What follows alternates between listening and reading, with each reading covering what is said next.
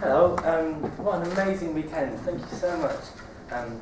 Particularly to Catherine and Adam. So I'm a student at Sussex. I started studying because, to be honest, I felt I needed a bit of an injection of faith in humanity. I'm very much an advocate of moving towards environmental sustainability and things, and looking at education in different ways. We did a course called Material Cultures. And it was quite different to other universities, it sounds like. It was incredibly philosophical, how we engage in the physical world and we interact with objects and make meaning through them. So following on from ideas of tools, I'm going to look at anthropological ideas surrounding a project that's actually very close to me, which was the construction of a home this summer.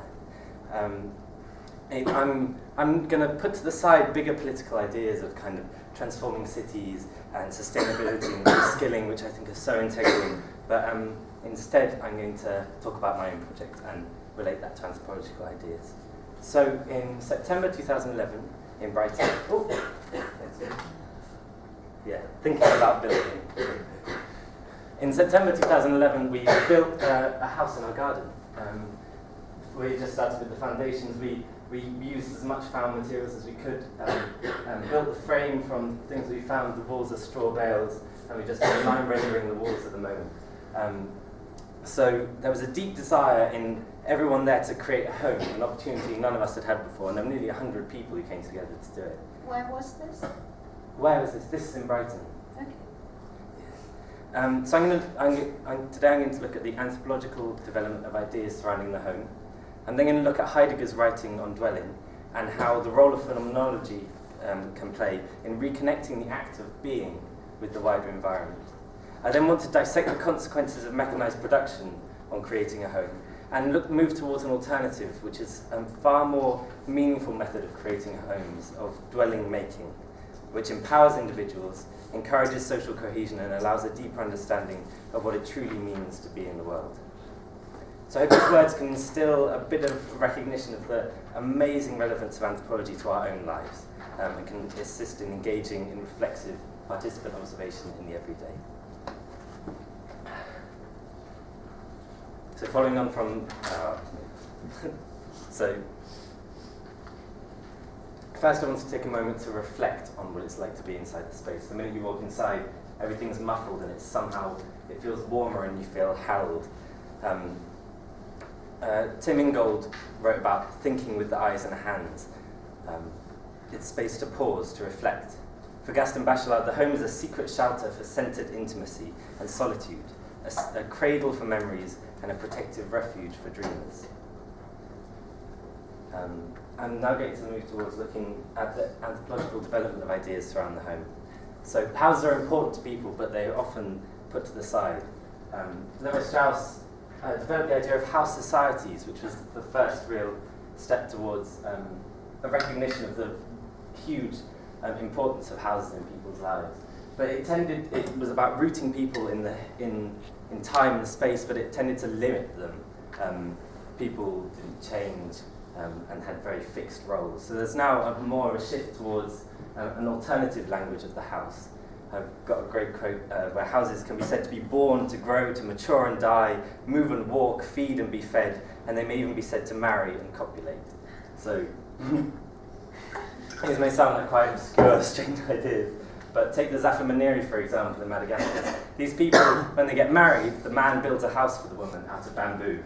And so over time, as the marriage develops, they put wooden beams, bones of the relationship and mud, and it's like a hardening of their relationship. And even after the couple have died, 100 years in the future, if the building is still standing and their grandchildren are living there, it's a symbol of their union and the strength of that. So just a bit about Heidegger's ideas of dwelling. He was a German philosopher who wrote an article called Building, Dwelling, Thinking. He argues that the manner in which humans are on the earth is buan, dwelling.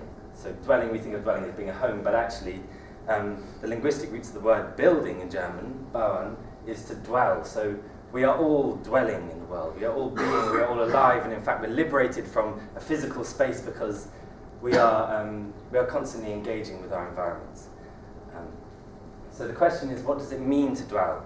And I feel that phenomenology can play a really central role in reflecting on the connections between the mind and the physical world. Tim spoke earlier about the need to be rooted in the physical. It shows how dwelling can respond to our sense of place. And Merleau-Ponty, in his writing about the body as a primary site of knowing in the world, and Bachelard on the poetics of space, applying phenomenology to architecture. So Bachelard describes the body, the process of nest making, as being in the construction of the bird's own body. So its breast makes the shape of the nest as a perfect form of itself. Using its own tools. It's uniquely suited to its own shape and needs, and constructed from the surrounding environment, just like with our own construction. We were building it from the things that we found on the street as much as we could. Another influential, back to Heidegger, this is his hut on the edge of the Black Forest in Germany, and he did lots of his most influential writing there. He wrote about this hut and how it wasn't built by people, it was built by the environment that surrounded it.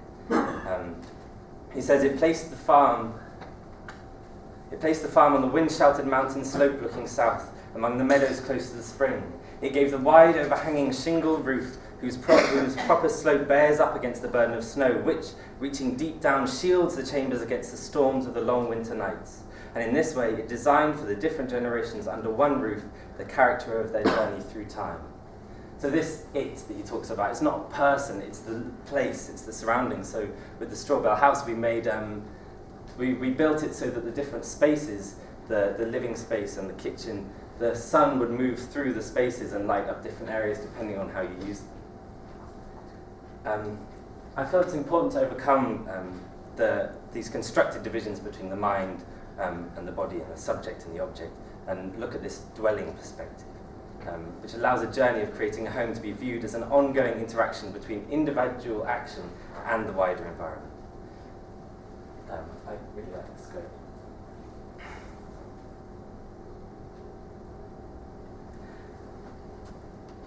Yeah, but I feel this perspective is not really enough.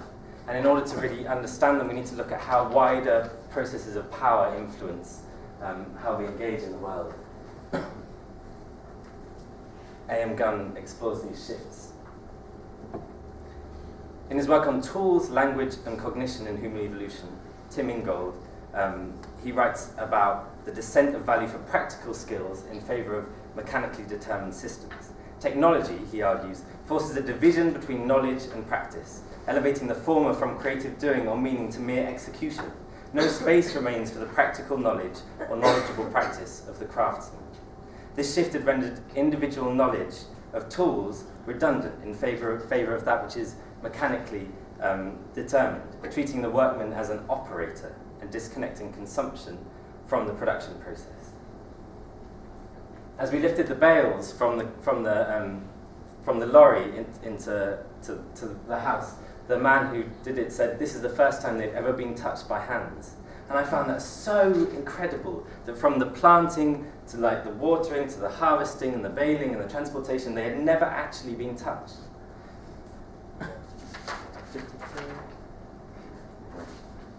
The mass production of public goods has led to a total mystification of the production process, as well as the product itself. I feel this has vast detrimental repercussions. It not only diminishes the appreciation felt for the process, but disconnects us from the environment that the straw originally came from. It's this perspective that we can be seen to allow natural resources to be seen as resources that can, and within this paradigm, should be exploited.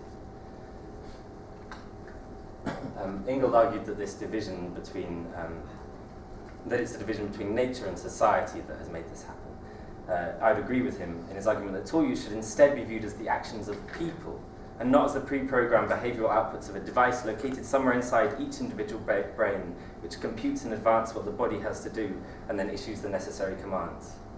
Experience and technique are inseparable, and the deployment of technical practical skills through sensual engagement with the materials alters the world of the individual, as we've experienced firsthand with the construction of the house. From the moment the bales arrived, They were lifted, pegged, sculpted, and rendered all by hand. They were liberated from their mechanized past and reconstituted in a manner that allowed each individual to practically engage with the process of dwelling making. Hence, Ingold argues, in the constitution of their environments, agents constitute themselves as persons. This knowledge is fundamental to personal growth and identity, and it literally makes us who we are. What I'm doing here is I'm proposing an alternative, dwelling making, which is a far more meaningful, cohesive method of creating homes. I'm just going to look very briefly at a few ethnographic examples. So in Peru, families now fly from the other side of the world for these Zafakasa house roofing rituals, where the people all come together. You can see the gardens of flowers, and they put the roof of the house together and complete it as a community. They're cultivating kin relations, and as a house and its inhabitants grow and change, they become ever more inextricably linked through the sharing of space and time, recollections and dreams. Within our own construction, before you could see we were putting the foundations of the house in. And that took like 6 of us in the wind. We experienced similar sensations of social cohesion through physical engagement within our own process. So another example, traditional communities in Guyana, the house, the settlement, and the community have the same name, they're seen as the same thing, and by living in one large round house, they constitute their idea of society through the building, and even the names of the ground and, for example, the roofing beams are called stars, so they're constituting their idea of community through the physical building. This collective construction echoes Charles' talk yesterday on the spatialization of knowledge. His comment on architecture as the symbolic physical embodiment of relationships between people, not the people and the buildings. Heidegger proposed that the fundamental character of dwelling is the act of sparing and preserving. By being present in the world, we are setting the earth free. But I don't feel that's enough. I feel that we need to physically engage with our surroundings in order to really feel a connection to them. By educating each other in skills of dwelling making, we are not only helping people to constitute themselves and their societies, we also open up the possibility of experiencing dwelling in its true form, a deep calling to the present self, regardless of what we call home. And this was the lime render, which took lots of people. It's quite corrosive, so you have to wear gloves. But to actually put the lime on with your hands was an amazing experience. So in conclusion, I end with the words, only if we are capable of building, only then can we build. And I do that in an attempt to encapsulate the cyclical nature we've been talking about today of dwelling, and Heidegger proposes this idea as well. By contemplating the work now in response to this, I'm kind of acting. I acted without really thinking. We built the house because we had a deep calling to make a home together. It wasn't like we really thought about it academically, and by responding in this way, we're returning back to the cerebral infancy of these ideas, right back, as Heidegger says. People ask me quite often, is it finished yet? And I struggle with that idea because the line render walls I had to stop for the winter. You can't render in the winter, and people have returned to their rectangular homes. So to keep warm. So once the spring comes, we'll do our best to do the next stage. But I feel that completion is never done, and it's part of a much wider process of lifelong process of creating a home, constituting a society, and spreading skills and ideas throughout our communities. The final form, I feel, is a fleeting moment in the life of any feature when it's matched to a human purpose, likewise cut out from the flow of intentional activity.